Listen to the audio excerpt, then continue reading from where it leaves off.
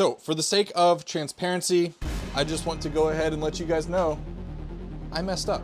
I messed up. Well, hello and good morning.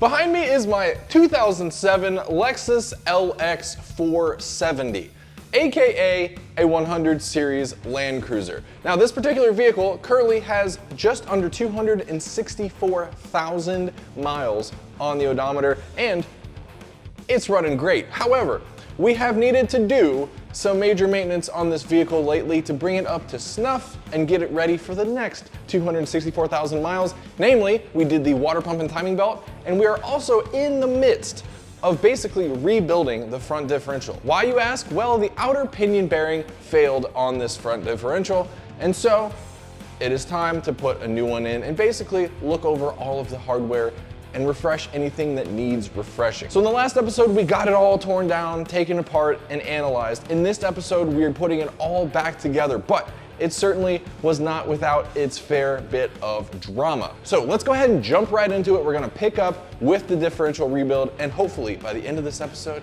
get this thing out on the road and cruising. Thank you so much for tuning into Funhead TV. Let's get right into it. Okay, it is now time to begin the process of getting our brand new bearings onto our pinion shaft. Let me show you what we've got going on here. So here are our two old bearings, old outer pinion bearing, which as we saw in the last episode is completely torn up, looks very bad. And then the outer race of that, which as we saw also has quite a few marks on it. That was the cause of our noise. And here's our inner pinion bearing, which was in fine shape.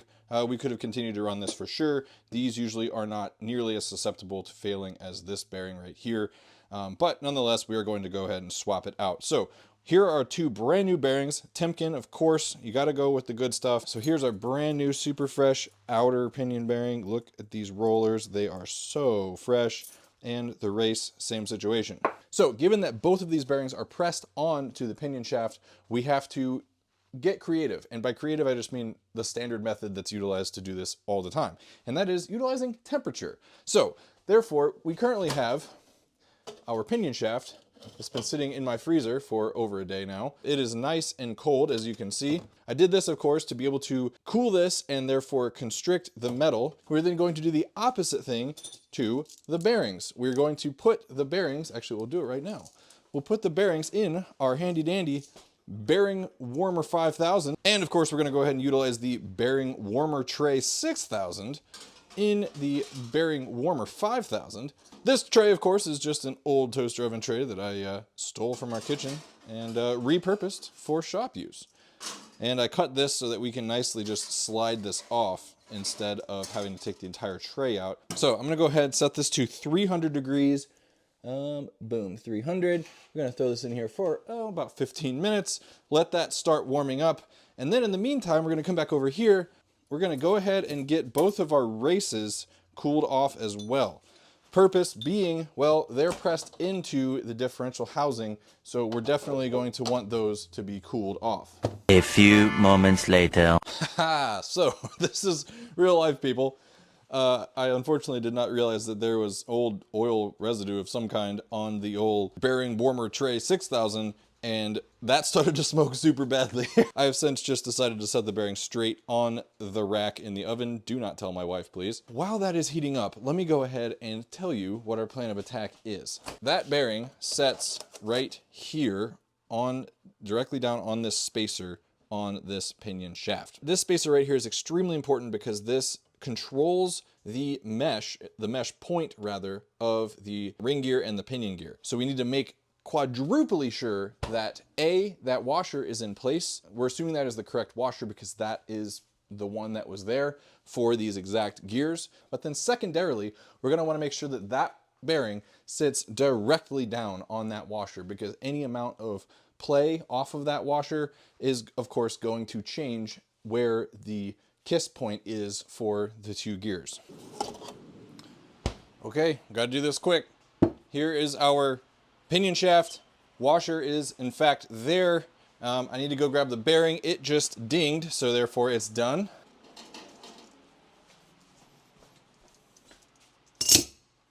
That's not gonna go on like I had hoped.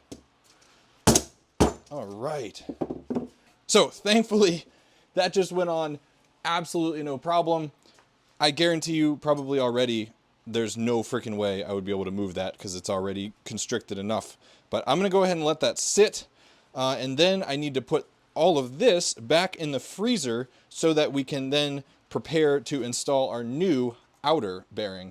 Let's actually do a quick double check, make sure that we're in fact setting down on the washer, and hopefully you guys can see that we are.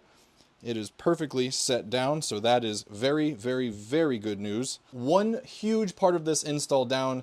Now we just need to tackle the slightly more difficult install, but hopefully it also goes just as smoothly as what we just experienced with that bad boy. Well, gather around, kids. Let's talk about where we are currently in the process. So as you just saw in the last frame, we got that bearing installed. I'm getting hungry looking at this food. That was actually last evening. It is now the next day. Fresh pots.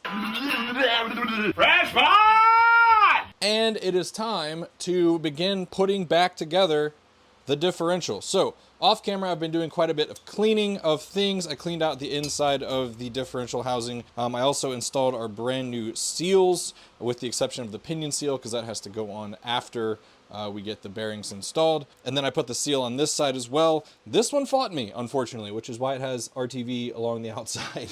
There was some rust on the inner portion of this tube here, and that made the seal go on kind of goofy. Not exactly sensational. Sensational. But nonetheless, I think I have it installed pretty straight, or as straight as I could possibly get it, and then I just use the RTV as kind of a backup. I really don't like driving seals in. They're so touchy and so, you know, it's such an exact thing and you can mess it up so easily. Nonetheless, 2 out of the 3 are reinstalled. So it is now time to begin putting back together our differential, and we have to start by putting the outer races into the into the differential housing, aka these units right here. Now I'm going to start by doing what I think will be the hardest one, and that is the inside one, the one for the inner pinion bearing, the big guy. So let's go ahead and get to it. Okay, let me show you, but I'm trying to act quickly. I'm utilizing an outer race pusher, the old outer race, and then there's the new outer race down in there.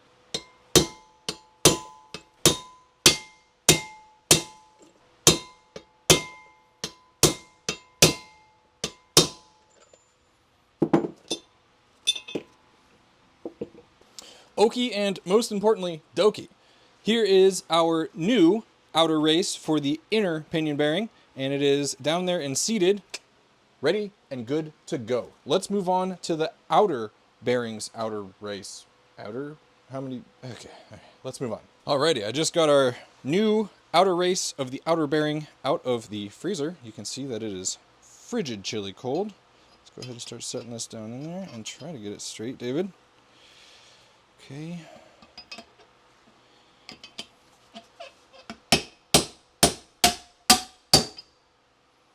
That was a good sound. It sounded like it went down nicely and seated. Boom. Alrighty. I'm officially nervous. It is now time to install the outer pinion bearing. Now, I'm pretty nervous about that. Why? Because, well, if you think about how that pinion shaft goes up in here, we need to press a bearing onto a shaft that is held in by that bearing.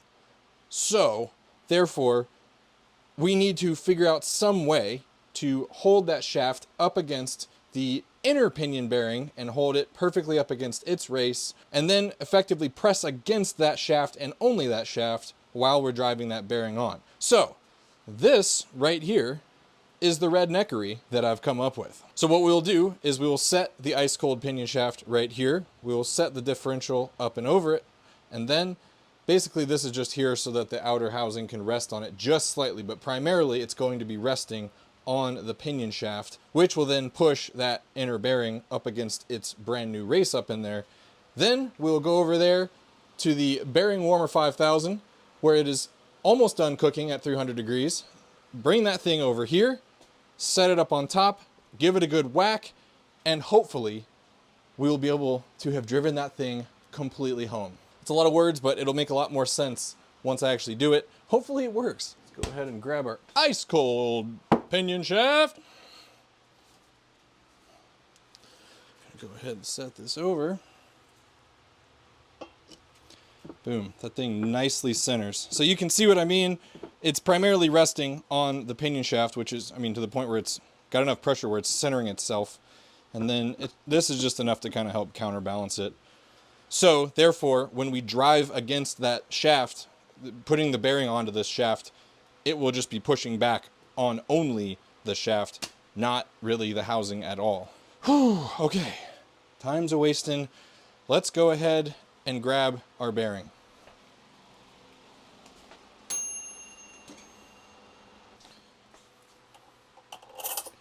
Oh my gosh, that just set right on there.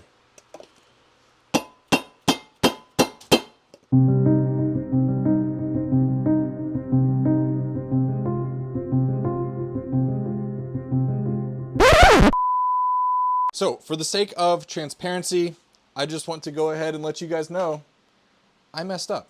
I messed up. So as you can see here, I just took the differential back apart. Yeah, I know.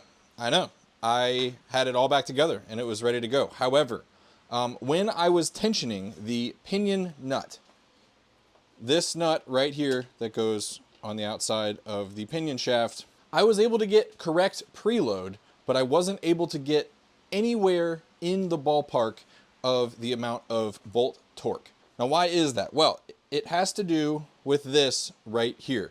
This is a little crush sleeve that goes between the two bearings here. When this is torqued down, it is touching both the inner and outer of the pinion bearings. And that is a one-time use device.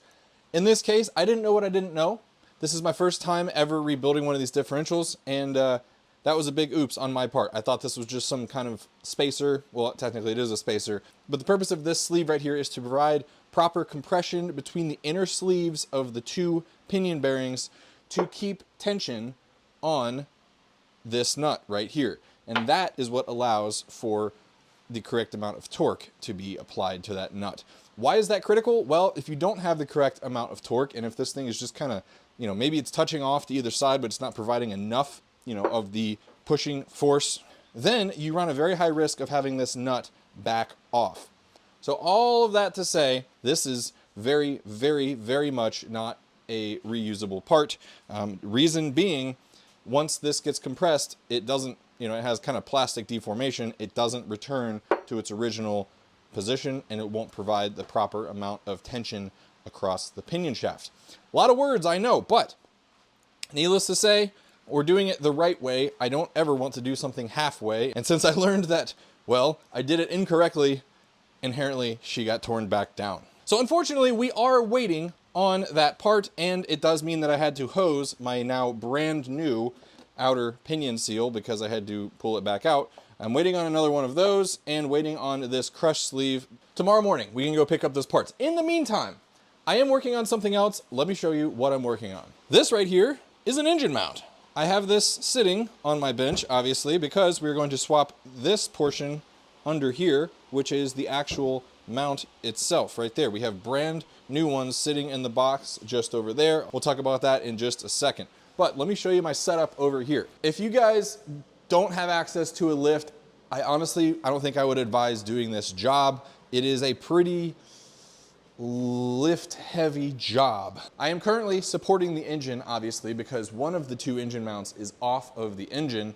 I'm supporting it both on top, utilizing this right here, which is an engine hoist, and that is currently kind of my backup in the event that my main support fails. And honestly, there's no real way that this could fail. It's not really going anywhere, but I, of course, have the jack stand on the floor, pressing on the flange between the engine and transmission, which is holding up the engine, as you can see. So the mount normally sets right here and goes between this spot on the block and this spot on the frame. Now, why are we doing this right now? Well, kind of two reasons. One, the engine mounts were shot, and I could definitely tell at specific RPMs, you felt a lot of vibration in the chassis. This is a Lexus. This thing should be absolutely super duper smooth. You shouldn't feel it whatsoever. So that's the why. But the reason we're doing it right now is because now that the differential is out, which normally sits right here, we have great access to this side.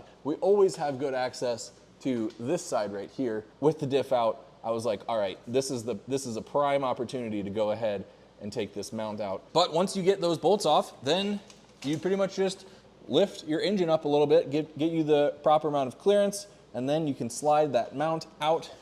And that's how we have it on the table right now. Let's go take a look at that thing. Okay, so again, here is a better look at our mount. This is the actual replaceable mount with the rubber bushing, and then this part mounts to the vehicle. So what we're gonna do is go ahead and zap this 17mm nut off of this thing. We should be able to just easily separate this thing from there. We should be able to easily separate this thing from there.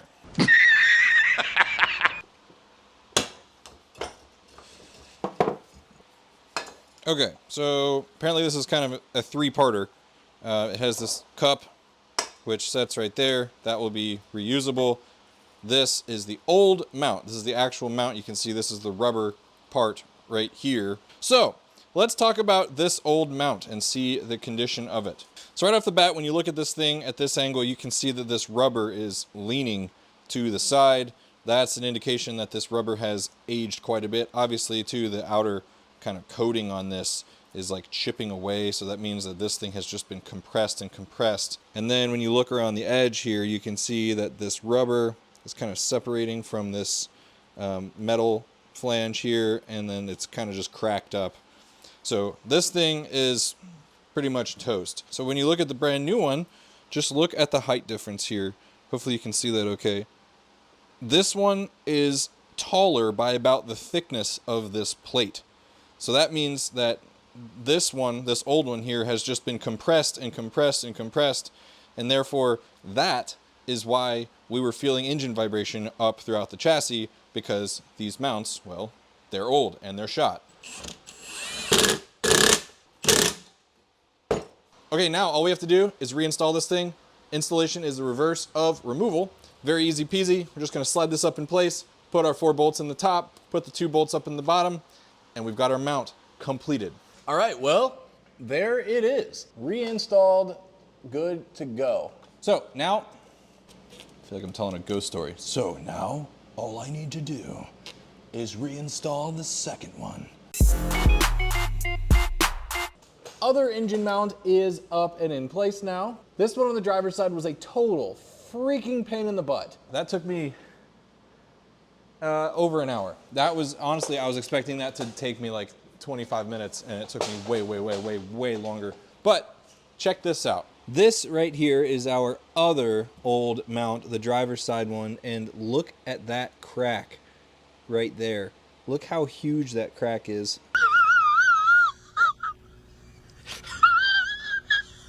And it basically goes all the way around and stops right about at the back of the mount.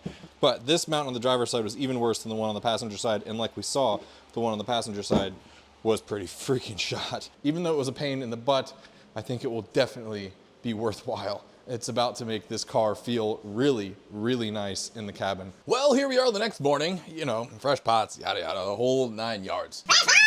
Well, we got our new spacer and our new pinion seal again. This is the other brand new one, but obviously I had to roach it when I took it out, which bent it and ruined it. That's $25 down the drain. It is what it is. That was my own mistake. But let's take a quick look at the spacer here. I'll set this up on our handy dandy board. What I'm looking at is the height difference between the two. And you can see that very clearly this one has crushed, this one has not. And it is that crush that is the pressure that pushes back on the pinion nut. And that is what provides the torque ability of the nut. Otherwise, you're just putting pressure in on the bearings, which honestly can move. Point of this, push back on your pinion nut, make sure that that thing never actually loosens up. And I know, of course, you're supposed to, you know, punch the pinion nut to lock it in place on the shaft, but that only goes so far. So as you can see, we have the same setup as what we did the other day when we put the differential together. We will put the diff on top of it, and we will drive our bearing on top of it, which is currently in the old bearing heater 5000. Yes, the wife was not very happy yet again when I had to bring the toaster oven back out to the workshop. Sorry, honey, it's for science. The goal by the end of today, no matter how long it takes me, is to get this thing driving. So let's flash forward 10 minutes and start reassembling this thing. It is game time. Got our brand new Crush sleeve unit sitting there. Awesome. We remembered that. And now, folks, with our icy cold pinion shaft, we can go grab our scorching hot outer pinion bearing and place it over.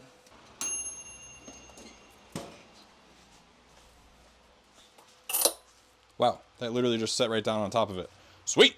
Okay, I just installed our new pinion seal, as you can see, and then I also, obviously made sure to put our oil thrower washer on the inside because that cannot be installed with the new seal in place. Let me go ahead and show you my setup for driving the new seal in. This right here is just a 1.5 to 1.5 PVC pipe union, and that happens to be the perfect size to drive this seal into place. And instead of just hitting the top here and then kind of going around, I utilized just a piece of steel that I had sitting around. That sits on top like this, and that allows me to drive as uniformly downwards as possible.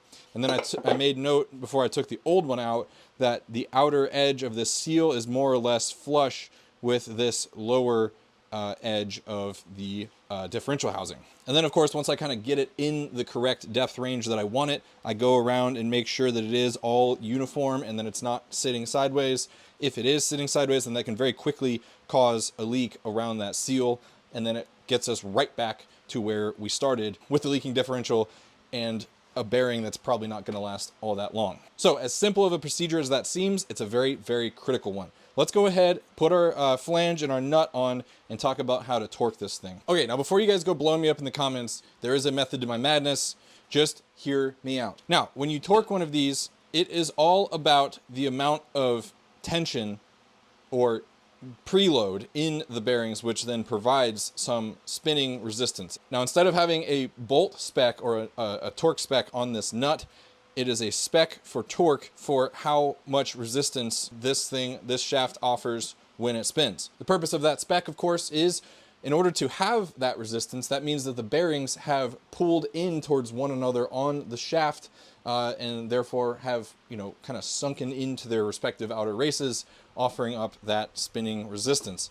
And the purpose of that is to make sure that you don't have this kind of play. And as you can hear right now, the bearings are not pulled in together. I can move this vertically. So we have several more spins of this nut to do before we can actually call it good, but before we'll actually begin to feel that tension on the bearings. Now, the thing I was talking about with regards to you guys blowing me up is I'm going to use an impact wrench for this, but I'm going to be doing it very, very carefully, and I'll show you what I mean by that. All right, as of now, I think we have about another at least 2 turns to go until we hit our proper tension mark, probably about 2 1/4, 2 1/3. So what I'm going to do is you can look at your socket. You can find a marker on your socket. In this case, I'm going to go ahead and utilize this hole that secures the socket onto a wrench typically. I'm going to put that mark more or less where that dimple is, and then as I'm running my impact, I'll be able to keep track of how far this is actually turning. So I'm going to do it basically like a 1/4 turn at a time, then we'll check the tension and do another 1/4 turn and just keep doing that until we start to feel that there's no play here vertically, and that there's starting to be some tension, at which point we will check to see how much torque is actually required to spin it and see if we're in the range. Okay, I did about a 1/4 of a turn right there.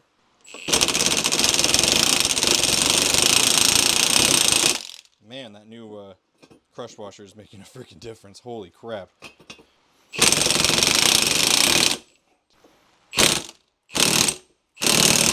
All right, well, I'm just going to keep doing that until we get it into spec. I've got a little bit more work to do, probably another at least turn before we're actually in the correct zone. So I'm going to keep working on that. We'll pick up and I'll show you what it looks like to actually check the tension of this thing. Well, all right, I have very tediously brought this thing into tension. Let me show you where we're at. So as you can see now, when I move this up and down, there is no slop or play. The bearings have officially pulled into their respective races and have nice tension on them. And we have compressed our brand new sleeve because for the entire last turn of this nut, it was fighting me. It was fighting this impact hard. But we brought it right in to basically where the old notch was before this differential was taken apart. As you can see, that's the divot right there. So I take that as good sign number one that we are in the correct range. Also, and this is going to be silly because you can't feel this, but when I turn this, there is a nice bit of resistance, but it's not so much to where it's like a struggle to turn. Double checking with our impact here, and admittedly, I don't trust this impact a whole lot because this is literally at the bottom of this thing's torque range, but we have it set to supposedly around 10 Newton meters currently, and it is like right at the point where this thing is braking. This thing's acceptable drag is between 10 and like 13.6 inch-pounds. We have it set to 10, and it's like kind of right at the brake point. But I don't want to try and torque this even further and then go past, and then that means we will have crushed our crush sleeve too far, and then when we try to back it off, well then, do we need a new crush sleeve? I don't know. So I don't even want to bark up that tree. I don't want to over torque it and then have to come back.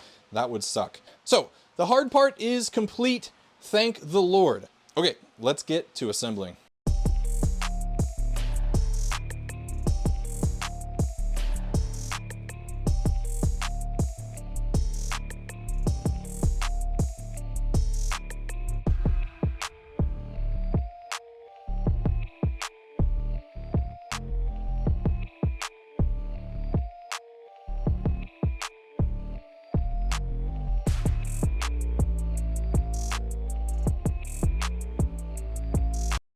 It's been, I don't know, maybe like an hour and a half since we've last talked when the differential and everything was sitting on the back bench.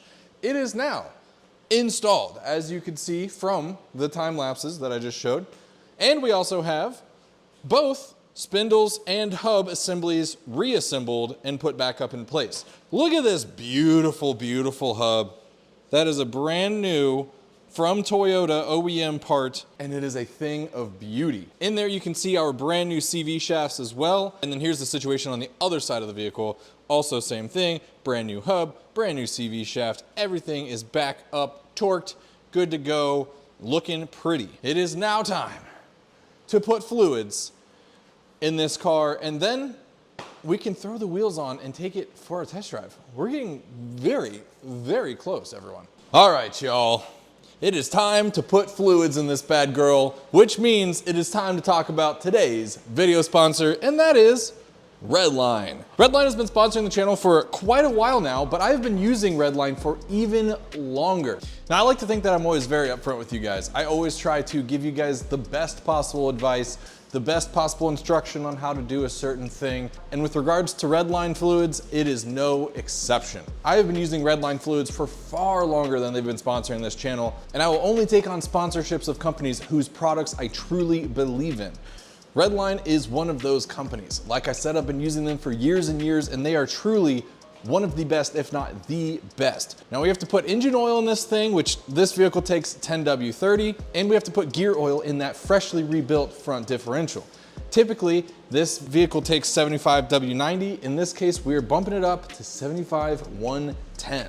Because, like I said, this is my primary tow vehicle. That front diff probably sees some high temperatures when we are towing with this vehicle at towing capacity. And given the amount of additives that Redline puts into all of their oils, fluid weight wise and oil additive wise, we are going to be covered. Which fluids do I trust to put in this vehicle for my 9,000 mile road trip?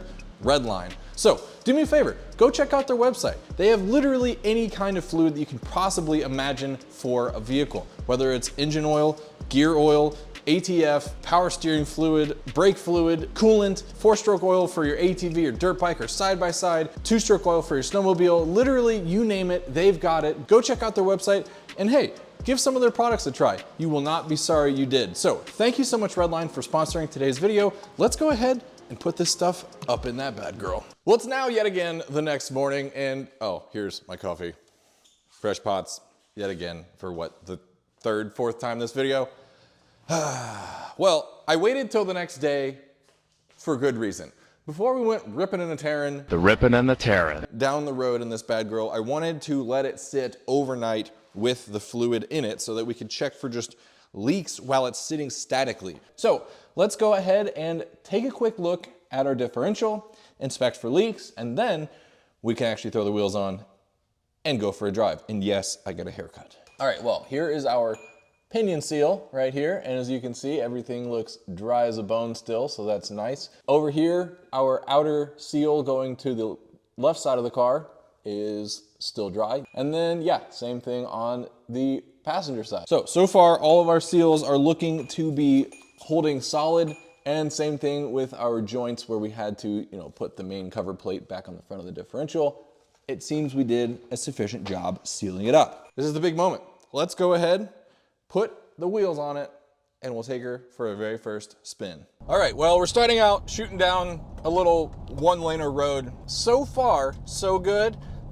We've probably gone about, a mile maybe, and things are running smoothly. I'm not feeling any weird vibrations. The fastest I've gotten it up to is about 50 miles an hour. Actually, we're at 50 miles an hour right now. At 50 miles an hour previously, there was an atrocious whine coming from that differential, and there's no such thing currently with this brand new Super Cherry fresh bearing. All right, so now we are out on a main road where we can get it up to a little bit higher of a speed and check if we have any unusual vibrations that shouldn't be happening. So far, so good. We're up at about 60 right now. Nothing weird. Feels smooth as silk and very, very quiet. Ooh, I forgot to pay attention to the engine mounts, by the way. Oh my gosh, it is so smooth. All right, well, we are currently up at 70 miles an hour, and it is perfectly vibration free. This thing feels absolutely great. I'm gonna go ahead and finish up this test drive. We will pick up in just a second back at the Fun Ahead headquarters where we can wrap this puppy up. Well, everyone, and there you have it. We just got back after the first successful test drive after doing all of that work. We rebuilt some primary components within the front differential to get this thing tip-top cherry and good to go. We replaced the engine mounts. We did an oil change on the vehicle while we're at it because why not, and it was due. And we put some brand new 75W110 Redline gear oil into our Freshie McFresh Fresh differential, all to culminate into this thing being tip-top cherry. Now, I did go ahead and throw it on the lift after we got back from our quick test drive there. There are no leaks under the differential yet. So, crossing my fingers that it remains that way. It all seems to be very well sealed up so far. But we only did about 12 miles on that test drive. Nonetheless, we've got to get quite a few more miles under our belt before I can give it the official stamp of approval and say that it's good to go for a 9,000 mile road trip. But I will say, at least so far, it's off to a good start. Knock on wood. Hold on.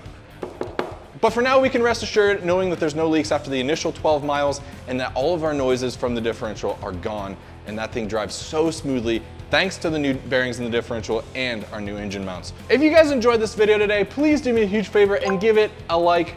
I really appreciate it, and it helps out my channel immensely. And please subscribe. Statistically speaking, most of you who watch my videos aren't even subscribed to my channel. It's simple, it's easy, and whenever you subscribe, you'll be able to get notifications whenever my videos go live, which are weekly, by the way. So, thank you again for tuning in to Fun Ahead TV. I appreciate each and every one of you for being here. Yes, you, I'm looking right at you, and I will see you all in the next episode.